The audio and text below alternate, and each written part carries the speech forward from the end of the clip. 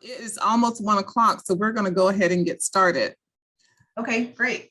All right, we have Julie Lepore from FERPTA Solutions with us this afternoon. She's going to share some tips, and I'll just turn it over to Julie, let her introduce herself, and we'll go ahead and get started.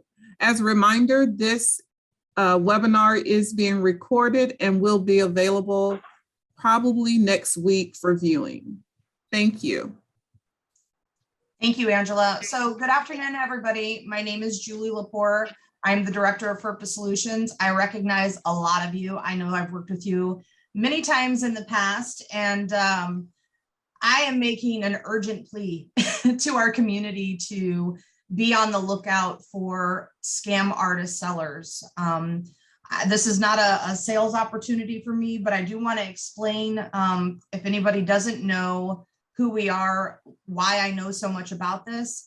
Our company specializes in FERPTA. FERPTA is an acronym. It stands for the Foreign Investment and Real Property Tax Act. So back in the 80s, the IRS saw all these foreign investors buying and selling real estate and other property interests, selling them for big profits and not paying any capital gains tax. So they put a stop to it when they invented FERPTA. So FERPTA is a tax act that enforces a withholding at the time of sale when a seller is foreign. And withholding tax is refundable. It's not a payable tax.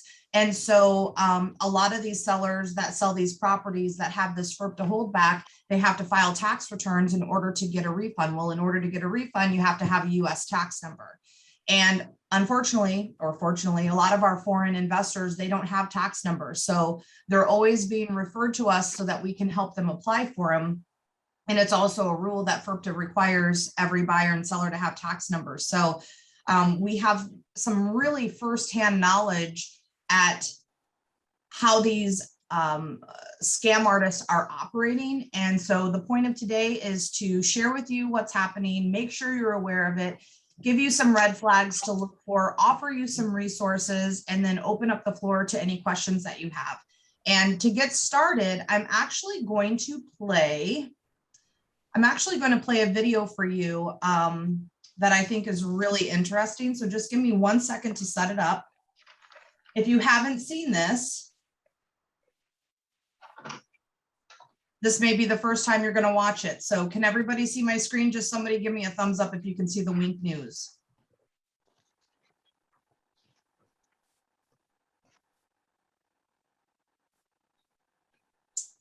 Can everybody see my screen? It should be wink news. Q, if you can see, can you give me a thumbs up?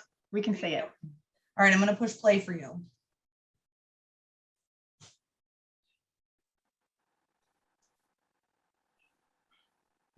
Yeah, thieves are stepping up to steal and sell land that doesn't belong to them. New at 6, WIC News investigative reporter Sarah Girard shows us how crooks are tricking realtors in our community and what's being done to put an end to it. We were doing everything at that point via email. It's a recipe for property fraud. One person claiming to be a foreign landowner, a couple phone calls, many emails, and thousands of dollars up for grabs. I sent him a listing agreement with my recommended price, which was $169,000. He signed the listing agreement, said that he thought the price was fine. Southwest Florida realtor Peter Davis says it seemed like any other listing at first. He said that he found me on Zillow, which isn't unusual. So he went about his job advertising this property for sale. A couple from Miami called me and had seen it online and wanted to make an offer. That couple offered $150,000 for this golf access lot in Cape Coral, and the quote unquote seller said it's a deal. Davis sent the contract to his title company. My title company called me and they started asking me questions about this new deal that I sent them. And did he say it was German? I said, yeah. Did he say he was traveling? I said, yeah. Suddenly, the red flags were everywhere. He called his buyers and told them to hold off on the payment. The purported seller tried to use another title company, but when that didn't work, eventually sent over a photo of his passport. But by then, the jig was up. I just was irritated, and that I'd spent the money and the time and the effort, and my buyers got their hopes up and then dashed. Eventually, the man stopped pushing and disappeared. Luckily, my title company had seen this already, and so they were able to intercede. Davis says he's glad he didn't fall for it, but not everyone can say the same. In August, we told you about a French woman whose Southwest Florida land was sold right out from under her, and both the realtor and the title company on the sale didn't catch it. Cape Coral police also arrested a man from Texas around the same time who they say was part of a similar scheme to impersonate people and sell vacant lots. There has been occasion where the new buyers purchase the land and they build a home and they're about done with it, getting ready to move in. They find out the seller wasn't the actual owner of the lot. Representative Mike Giolombardo says realtors have seen exactly that happen in Cape Coral. He said right here in Cape Coral, it happened to him about half a dozen or so times, to where he goes to try to purchase a lot and red flags pop up. He's in talks with realtors on what they think can be done to stop it.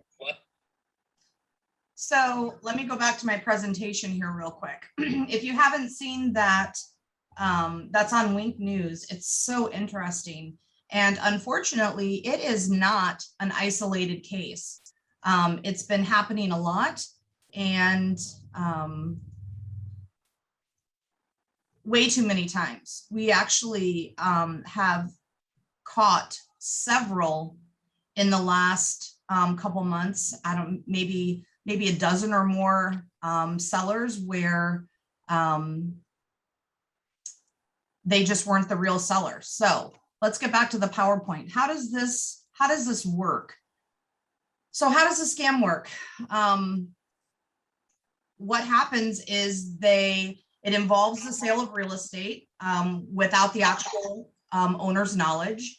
The imposter scam artist, if you will, the imposter, I just call him the imposter, poses as the real landowner. They usually target vacant land, but we are learning that it also extends to houses and condos and other types of properties. They usually target owners who live outside of the country. Not always. There have been some local people who have been scammed this way that did not live outside of the country, but most of the time they live out of the country. They are providing fraudulent IDs, passport copies that are not real, driver's license that are not real, and they're reaching out to you guys through traditional avenues. So they're reaching out to you on your agent website, through Zillow, Realtor.com, and they are asking for a valuation of the property, and they're asking for a quick sale. The next thing is they are very eager to cooperate with title companies to get the document signed and notarized. I say notarized because they're not real notaries that are notarizing the documents. They are also forgeries. So they're either using a stamp that they've stolen, or they are just impersonating somebody at the embassy. I could show you some of those documents. They're crazy. You can tell that they're all being signed by the same person. So what are some instant red flags that we can look for? Well, the first thing is when the scammers reach out to you and they're asking you to list the property, they're asking you to list it well below market value. Except for very rare situations, I don't know very many sellers that don't want the maximum that they can get for that real estate. Sometimes far above even market value. There's not very many people that are eager to accept an offer below, or even asking you to list below market value. So that's a red flag. Also, the scammers are only communicating with you via text message or WhatsApp. They are not available to talk on the phone. So that can also be a red flag. They come up with excuses. We had a guy call one time and we needed to do a video conference in order to facilitate an application for an ITIN number. And his list of excuses was, oh, well, I'd really like to do that, but my phone's not working great. And, I dropped it in a bucket of water and, my phone works, but the camera doesn't seem to be working. So they just had this laundry list of reasons why they couldn't do a visual interview with us. And, obviously we knew it wasn't the real seller, but we like to give everyone the benefit of the doubt. So be aware of constant excuses as to why they can't do some sort of a visual, introduction. Also, the scammers are usually unable to answer any questions related to the property. They don't know about the assessments that have been paid. They don't have any receipts for lot mowing. They don't have any other document except for what's available online. And if you were the real landowner, you would have other documents in your possession relating to that property. They don't know about improvements or anything like that. Also, scammers will make excuses as to why they are communicating with you from one country, but the deed shows another country. And that's not to say that people don't travel. Obviously, people travel, but you can really tell when you start talking to somebody. You know, your real estate spidey senses start to kick in, and you're like, man, something just doesn't feel right. And so we just want to go ahead and start trusting our instincts, and just dig a little bit deeper there. And then notarized documents. So we've had a case recently where the deed showed that the seller lived in Germany. He claimed that he was, you know, in another country for business. And then when the documents came in notarized, they were notarized from an embassy in a completely different country. So it just didn't really add up, and they were able to stop that closing. But a lot of the closings don't get stopped though. There was a case down in Orlando where one of these scam artists got away with not vacant land, it was an actual house, and the house sold for $1.4 million, and it was not the real seller. Another red flag is wire instructions. So what'll happen is, and I know you guys don't always get to see the wire instructions. I don't really know who's on here with us today, but it's a red flag when the deed says they're from one country, documents come in notarized from a second country, and then they're asking you to wire funds to a third country. And that should also be a red flag. And sometimes that's being caught and sometimes it's not. I want to show you an example of some of the passport copies that we get in, so you can start to look for some basic errors. Oh, someone's not on mute.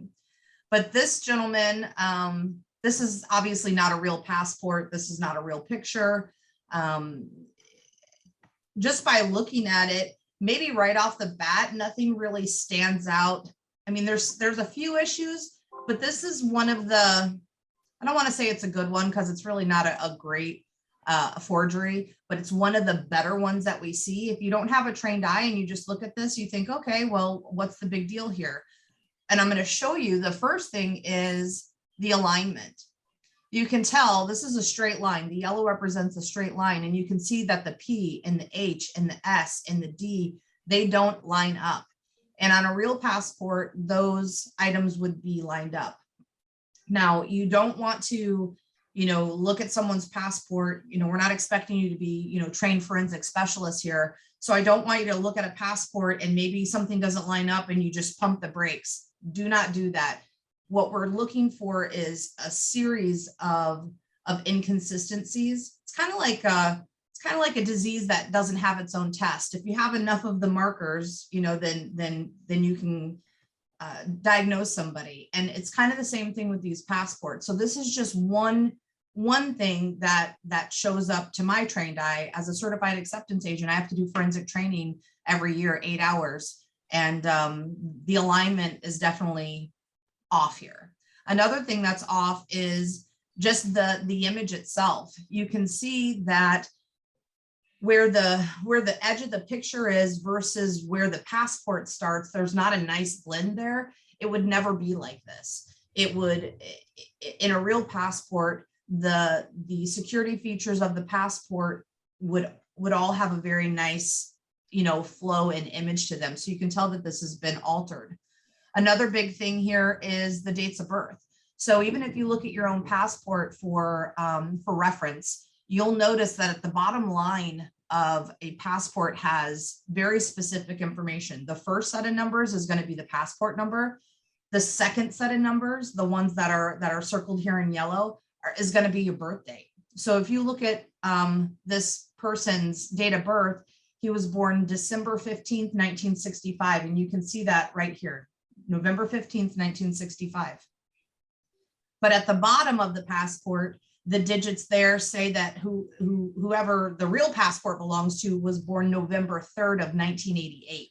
So there's inconsistencies within the data on the passport. This is a red, obviously this is a forgery. But there's a few more items on here that I think are interesting. The signature. So the bigger circle is usually where a signature is on a German passport. But this person, because they had to use a tool to erase the signature, they just moved it over to the other side. The signature doesn't match the person whose name's on the passport. And also you can see the bottom tail feathers of that eagle in the background have been altered where someone used a blending tool to erase something. Other red flags are the font here. So P stands for passport, D stands for Germany, and then it's supposed to be the last name and then the first name. And there definitely shouldn't be that many chevrons in between there. It's a forgery for sure. So that's a German passport example. Here's another passport example. This person is posing as a landowner and he provided a Swedish passport. Now I'm going to show you what a real Swedish passport looks like. So he didn't even try to do a good job in trying to convince us. I mean, this is just way off. There's no security features. The fonts are all wrong. There's nothing up here where his information would be. It's missing the, let me go to laser pointer. It's missing the perforated numbers like you see here. I mean, it's just a horrible, horrible, horrible forgery. This one is a little more obvious, but still, if you didn't have something to compare it to and somebody sent this to you by email, I mean, let's be honest with ourselves. If we don't know what a Swedish passport looks like, which most of us don't, we might not even question this. But when you compare it to a real Swedish passport, now you know we've got problems. The interesting thing about Sweden too, I don't know how often you run into Swedish clients, but we run into them a lot. Look right here on the passport itself. See how it gives you a phone number to the Swedish police department.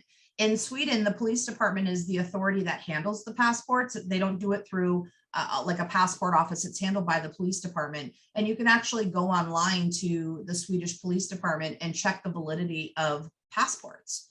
So we were able to, we had to do that one time. So we were working with somebody that was claiming to be a landowner, and they sent us a passport copy. And honestly, it's the best forgery I've ever seen.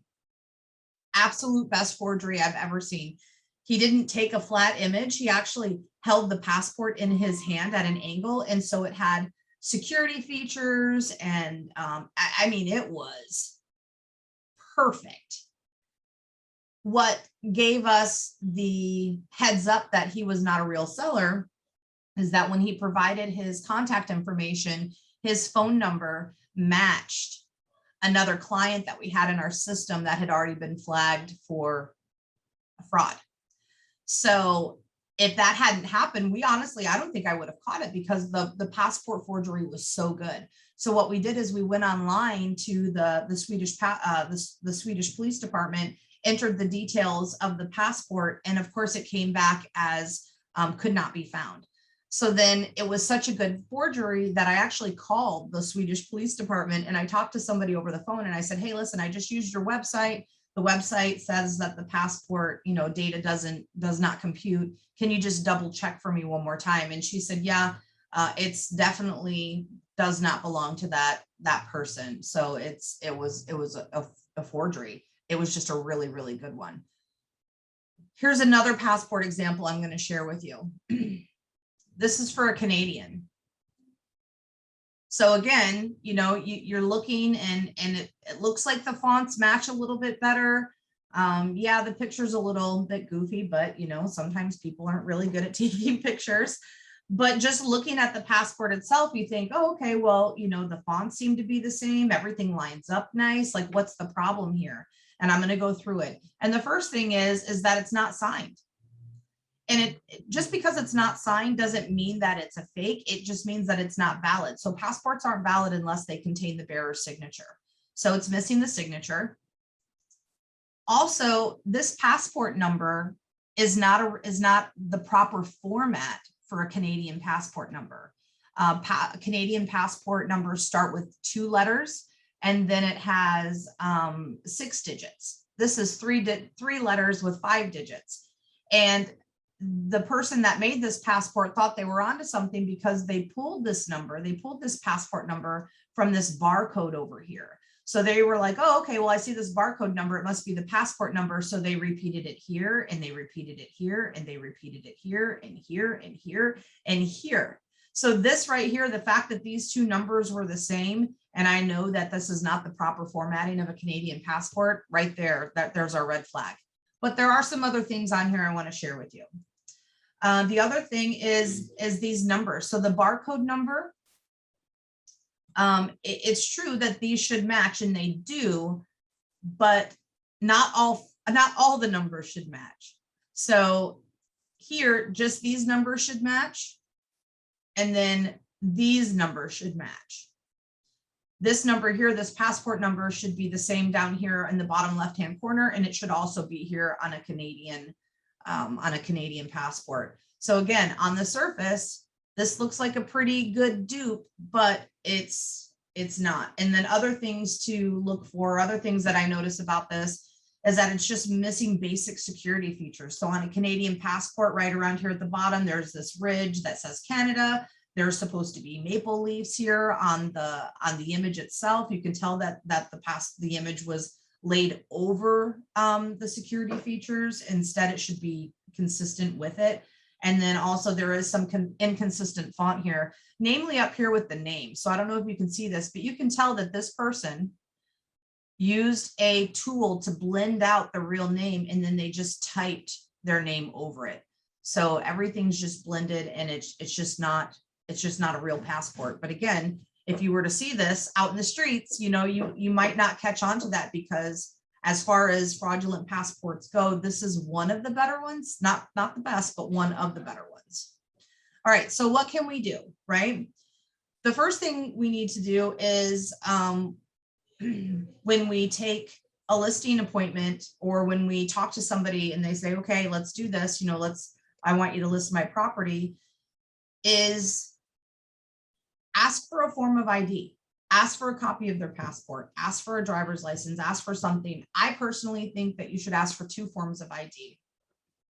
These criminals are starting to get smarter and smarter and smarter and smarter. So we have to be smarter than them. And so we always ask for 2 forms of ID to see, did they use the same picture? Did they use the same font? Did they, you know, if you're a criminal and you're going to make a forged document, and now you have to come up with the second one, you're going to use the same fonts, which is just another red flag that both of those documents have been forged. Request a video call. Nowadays, using things like Skype or WhatsApp or FaceTime or Zoom, it's so second nature to us. It's just like something that we're doing on a regular basis. There's not very many people that don't have access to some sort of a video calling ability. Now, granted, there are some people that are living in very remote areas. Maybe they just don't have tech, you know, a smartphone. Maybe they don't have, you know, what they need.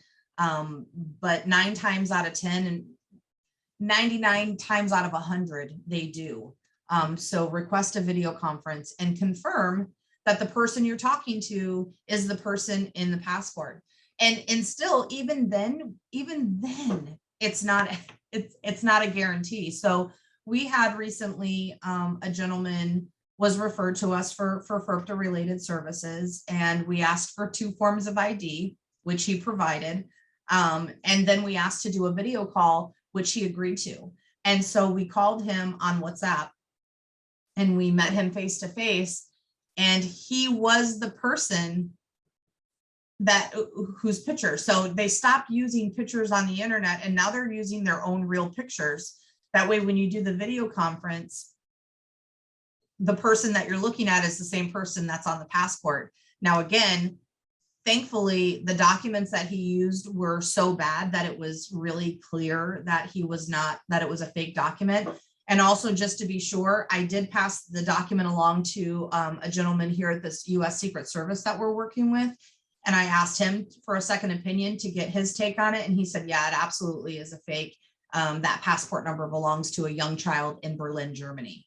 So even on that deal, looking at the documents, I knew that they were fake, but he had two documents. He agreed to do a photo call. He was calling from Germany. The deed showed Germany. It was like, there were enough things that lined up the way that they should, that made me really doubt myself.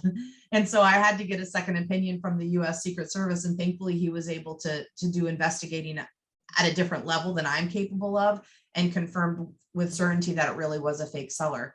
But you know, that just goes to show you how smart they're getting. What else can we do?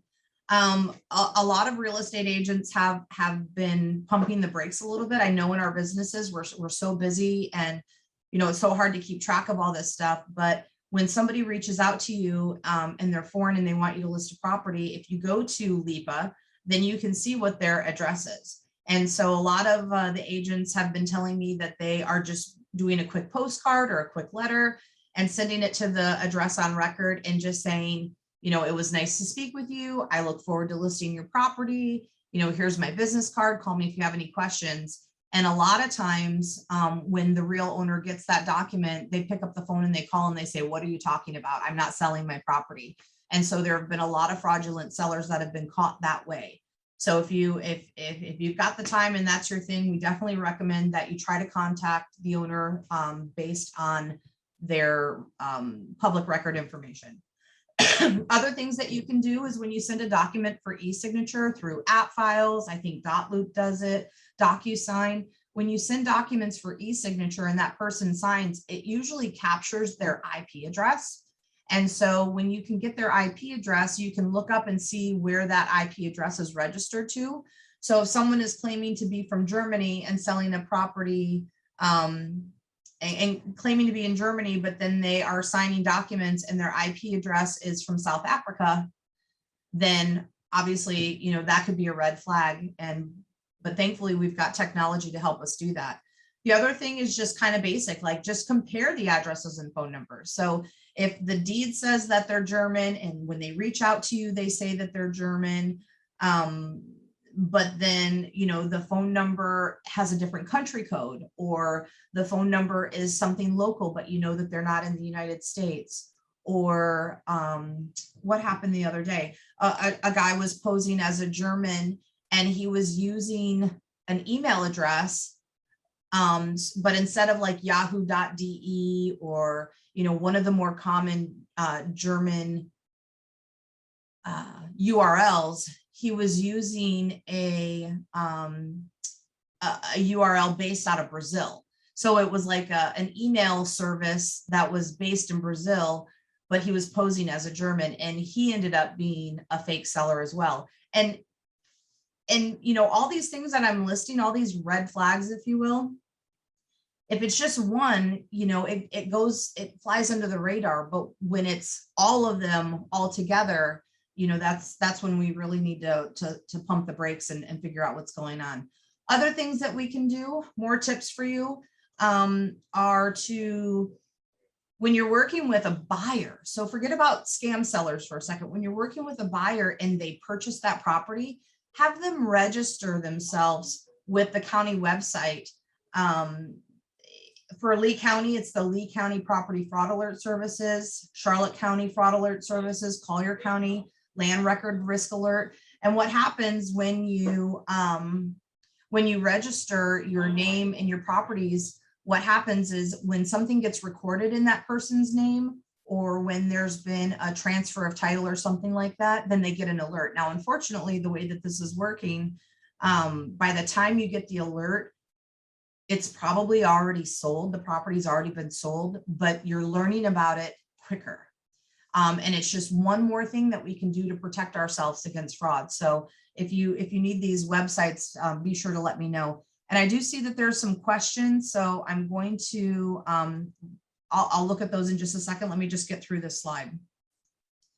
Other things to be leery for and that we can do is just be suspicious. So when you're working with a foreign seller and they're selling a property that's $100, $200, $300, $400,000, and you know that they're foreign, so we know that FERPTA is going to be involved, and we know that there's going to be this 15% holdback. When your seller says, I don't care about a refund, or they say, well, you know, I don't care, just take my money, just send it to the IRS, I'll get it back later, or I don't want to do anything, or I don't care, that should be a red flag. Who's going to leave 30, 40, 50, 60, 70, $80,000 on the table? Every foreign seller that we have worked with that has been a legitimate foreign seller will move mountains to get their money back from the US government. Absolutely move mountains. And it doesn't matter if it's $500, $5,000, or $50,000. They want every penny that belongs to them. So when you run into a foreign seller who doesn't seem to care about FERPTA and isn't worried about the government keeping 15% of their proceeds, that could be a red flag and something you could be suspicious about. And it's not even this one, be suspicious about foreign clients that refuse to work with our company specifically. And that's not to say that, you know, we're the best company, we're the only company or anything like that. The problem is that we are onto these guys and we have busted so many of them. I mean, 20 fake sellers in the last couple months alone. We're reporting them to the authorities. We're stopping the sales. We're refusing to work with them. We're looking at their documents. They're obviously, you know, providing freight. And so what's happening is they know that we're onto them. And so when you refer them to us, they're going to say something like, oh, well, you know, I don't want to work with FERPTA Solutions. I have my own accountant, or I don't want to work with FERPTA Solutions. You know, they're too expensive, or they're too this, or they're too that. And it's not to say that just because they don't want to work with us, it means that they're fake. But when they specifically go out of their way to mention that they don't want to work with a company, especially somebody like us, where we don't have too many enemies, it's usually, or it could be a red flag in the instance of they know that we know about them. So again, one of these items by themselves, not the end of the world, but when they start to add up, then it's, if it looks like a duck, walks like a duck, quacks like a duck, guess what? It's a duck. The other thing we're encouraging you to is just trust your gut. You know, confirm the identity of these people right off the bat. If you don't have the experience looking at these ID documents, or you don't have somebody that you trust to look at them, and you are suspicious about something, I encourage you to send it to me. I can't take on the liability of being the final say on all of those things, but I can at least let you know if I see any red flags or if there's any inconsistencies with those ID documents, and it can prompt you to work with the title company and everybody kind of be on alert. That way everyone's protected. Now, what do you do if you run into fraudulent cases like this? Who can you report them to? First thing is we recommend that you report it right away. Cape Coral has a financial crimes unit that you can send an email to. The U.S. Secret Service does works on financial crimes. I'm working with one of the agents there. We've been communicating over the last several months. Every time we get somebody that's a fake, I send it to him right away. And then also, you know, the Attorney General has a fraud hotline that you can call. And then here's my contact information in case you need it. So I'm going to go to the chat and answer some of these questions.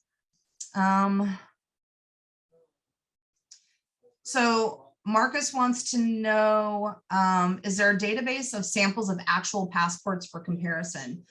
Unfortunately, no. It really depends on the country that passport's from. Some of the information is available online. For example, like in the UK, they have a PDF packet of the passports and how they've changed over the years. So we were able to catch a fake seller that way because they provided us a copy of their passport, but the issue date of when that passport was issued should have been a different version of that passport. So they used an old passport version, but a newer issue date.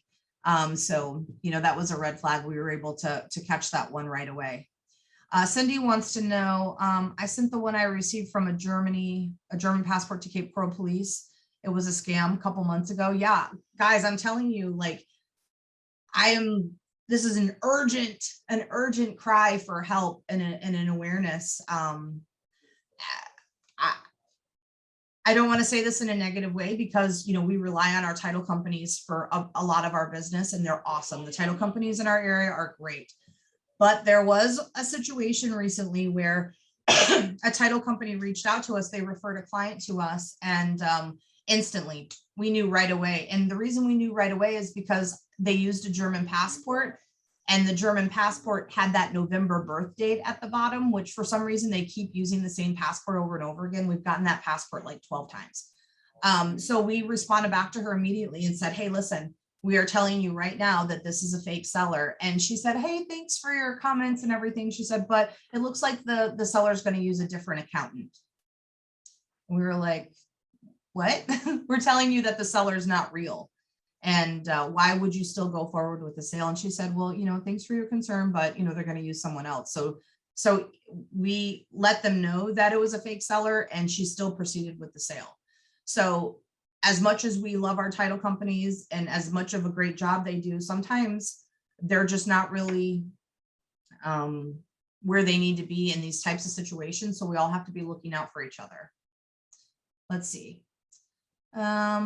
And then again, a website for the passports, there's really not one. That's why I encourage you to I can look at it with you and we can look at it together.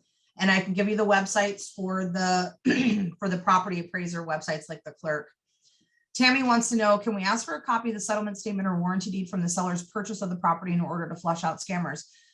Absolutely. I mean, there's no rules on the types of documents that you can ask for and not ask for. So, you know, the problem that you run into is sometimes these people have owned these properties for like 20 and 30 years. And so even when we're working with the real sellers, sometimes they just don't have those records. But if somebody bought something in the last 10 years and now they're turning around and selling it, they absolutely should have some sort of records as to how they purchased that property. You know, they've got mail that was delivered to that address. They've got a copy of the deed. You have to be careful because a lot of this stuff's, you know, public record too. So they should have some sort of document that you can't find online. But yes, absolutely ask for a copy of the purchase statement. Let's see. The IP address website, if you just Google IP address search or lookup, you can literally type in the IP address and it'll say, you know, what country it's from. And it'll also tell you if it's flagged for spam, which is interesting. Oh, Marcus just added it. Perfect. Yes, there will be a video recording of this. Will be available next week. You're welcome. So Christina mentioned about the FBI having a cybercrime website. They do, but this is not considered cyber crime. It's considered like real estate fraud and financial crimes. And also, just so you know, no offense to the FBI, but before I found out about the US Secret Service being involved in this, I had reached out to the FBI multiple times on every website, every email, anything I could find. Still to this day, 6 months later, not one single person from the FBI has contacted me. So I don't think that they are going to be very helpful to you, at least not in my experience. I don't know what home title lock is. I'm sorry, Cindy, I don't know what that is unless it has something. I don't know. That's a new thing for me. So I'll have to do some research to see what that's all about. But I am going to open up the floor to see if anybody has any questions or recent experiences that they need to share or ask.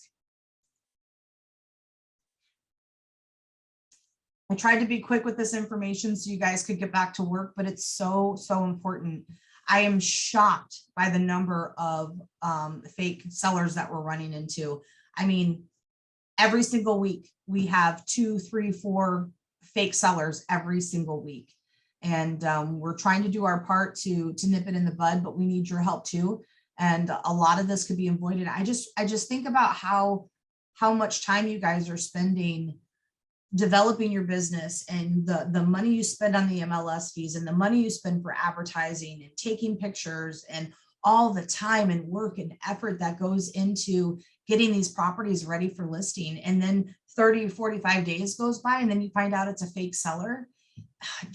Honestly, it just breaks my heart. It breaks my heart for you. It breaks my heart for the real seller. It breaks my heart for the buyer. It breaks my heart for the title company who has to pay out a claim. It's just, there's just nobody wins except for this fake imposter seller. And I don't know. It kills me.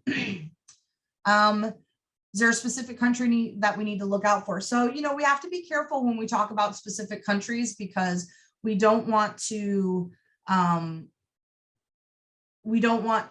put any stigmas out there, because there are a lot of people from all of these countries that are legitimate property owners that are selling property. So what I'm about to say next is just from our personal experience. So there appears to be a crime ring that is based out of South Africa, and they are posing as European landowners, mostly German, sometimes Sweden, sometimes the UK. And they're not even being secretive about being in South Africa. They always have the same excuse that they are on business or they're on vacation. So they're German, but they're on vacation in South Africa. Okay, that sounds normal, right? But then what's happening is they're calling you from phone numbers that are based in Atlanta, phone numbers that are based in like Las Vegas. So between being German, being in South Africa, having a US number, the way that they formulate their emails are not consistent with how a real owner would even speak.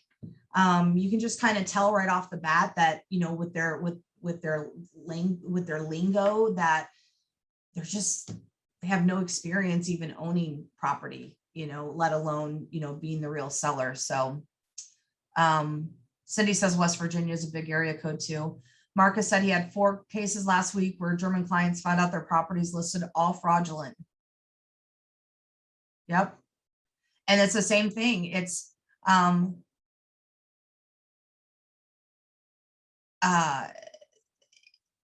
I don't know how they're getting through, like so many of them. It's shocking how many of these sales are actually going through because people just aren't paying attention. So we just have to be more diligent. We have to look at everything with a different lens, and just slow down a little bit and trust our gut. And you know, if something doesn't feel right, then it needs to be investigated a little bit. And I'm here for you. I'm happy to look at the passports with you. I'm not charging anything for that service. It's just better to be safe than sorry. You know, whether I get to help that client or not, I don't even care. This is so much more important to me than, you know, an invoice or income. This is like, I feel like we're fighting for humanity right now with our real estate market. So thank you for spending this time with me. I hope you enjoyed it. I hope you got something out of it. And if I can ever be of service to you or your clients on any level, I welcome you to reach out to us and see what we can do to help. All right. All right, friends, have a great day. Take care.